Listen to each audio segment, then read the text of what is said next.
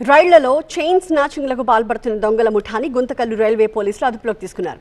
నిందితుల దగ్గర 54 లక్షల రూపాయల విలువ చేసే బంగారంతో పాటు 24 కేజీల గంజాయిని స్వాధీనం చేసుకున్నారు.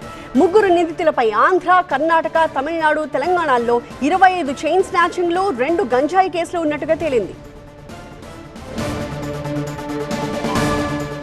పక్కా ప్లానింగ్ తో చైన్ స్నాచింగ్ చేయడం ఈ ముఠాకి వెన్నుతో పెట్టిన విద్య. రైళ్లలో నిద్రపోతున్న ప్రయాణికుల మెడల్లో నుంచి బంగారు ఆభరణాల్ని ఒకరు లాగేస్తారు. వెంటనే మరొకరు చైన్ లాగి ట్రైన్ ఆపేస్తారు. వెనువెంటనే ఇద్దరు ట్రైన్ దిగి పారిపోతారు. ఆ ఇద్దరిని వాహనంలో ఎక్కించుకుని వేరే చోటికి తీసుకెళ్లడం మూడో వాడి పని. ఎప్పటి నుంచో ఇలా దొంగతనాలకు పాల్పడుతున్న ఈ ముఠాని ఎట్టకేలకు పోలీసులు అరెస్ట్ చేశారు.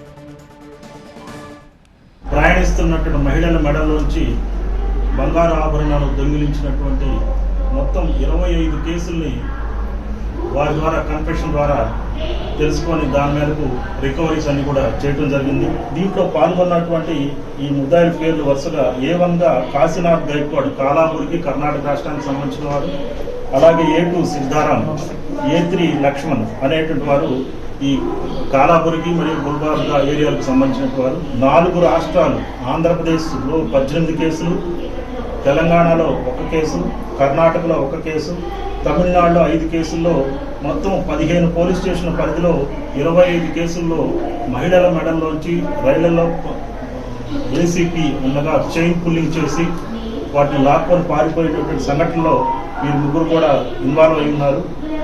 అలాగే గతంలో గంజాయి ఒకసారి రవాణా చేస్తూ పోలీసు వారి కదలికను చూసి ఆ గంజాయిని వదిలివేసి వెళ్ళినటువంటి కేసులో కూడా ఈ ముగ్గురే బాధ్యులని చెప్పేసి వారి యొక్క ఒప్పుకోలు మేరకు తెలుసుకోవడం జరిగింది.